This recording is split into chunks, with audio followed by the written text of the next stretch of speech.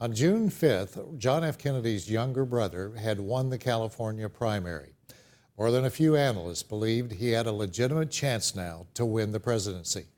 2 months earlier, RFK gave a speech in an Indianapolis black neighborhood on the night Dr. Martin Luther King was assassinated.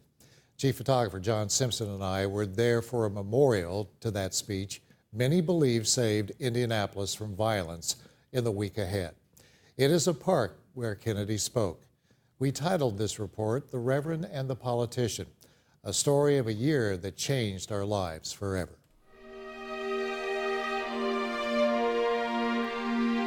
I have some very sad news for all of you.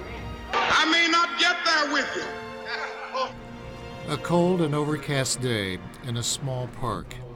People come together to remember a 7-minute-long speech that broke hearts but saved a city. 68 did a lot to our country. He spoke about the anger and the need for revenge in a way that was so extraordinary that night, because it was saying that's legitimate to feel that way. It was a time filled with hope. I had never known his memory of that speech, and everything he was doing subsequently was ingrained upon me.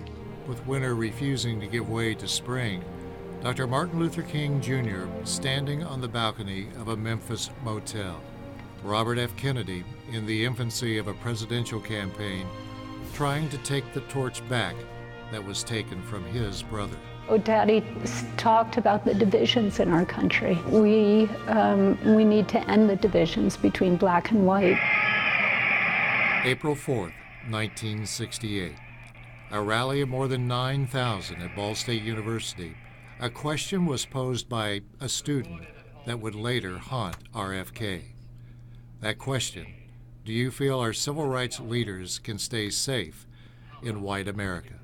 About that same time, Martin Luther King was shot today and killed. RFK is told as he boards the plane from Muncie to Indianapolis. He would learn upon landing, King is dead. Well, I felt we could have a very, very bad tragedy, and I was deeply worried about that. Richard Lugar was 36 years old, just 4 months into office. I told his folks, please don't come as you were thinking about 17th and Broadway. That is a very difficult situation. Indianapolis police would not escort the Kennedy group into the 17th and Broadway predominantly black neighborhood. My father spent a lot of time in African-American neighborhoods, in ghettos throughout our country, in the most difficult neighborhoods, most violent neighborhoods in our country.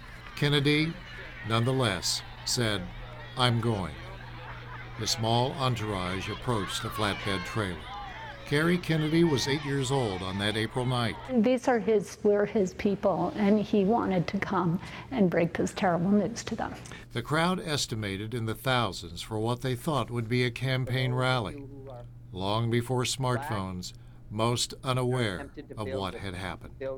Wearing his brother's coat, as he often did, he faced the crowd. I have some very sad news for all of you, and I think sad news for all of our fellow citizens and people who love peace all over the world. And that is that Martin Luther King was shot and was killed tonight in Memphis. Kennedy had scribbled notes, but he did not use them. For those of you who are black and are tempted to be filled with hatred and mistrust of the injustice of such an act against all white people, I would only say that I can also feel in my own heart the same kind of feeling. I had a member of my family killed, but he was killed by a white man.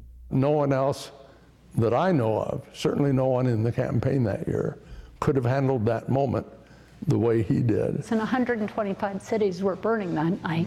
There had been riots in our country in 1967, 1968. Close to 100 people died in the following days, but Indianapolis did not burn. Steve Bell, a former ABC News correspondent, arrived in Indiana just days after the RFK speech. Less than 2 months later, the California primary. Bell reported on-scene radio updates and found himself in Los Angeles on the stage, side by side with Robert Kennedy. I was behind him in the hallway, and it was all full of supporters cheering, and they were carrying balloons, and balloons were popping. If you were 10 feet behind Bobby, you didn't hear the bullets. Something terrible is happening in here. There's blood all over the floor. Senator Robert Kennedy. Senator Kennedy has been shot. Two men often at odds during those troubled times of the 1960s. A time when black and white forces searched their souls on the issue of civil rights, often in conflict. Two men drawn together by the absurdity of history. Between the bookends of two heartbreaking months of 1968, two men reaching out as though they had finally found common ground. Bring everybody together like the kids on that playground. It just reminds you of how they've been brought together historically. At the time, there was not that link, but it was provided in no small part by what happened here in Indiana. There is undoubtedly in these times we live a fascination surrounding Robert F. Kennedy with so many what-if questions.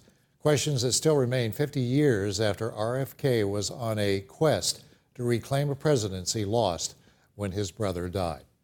I'm Brad Bird, Eyewitness News.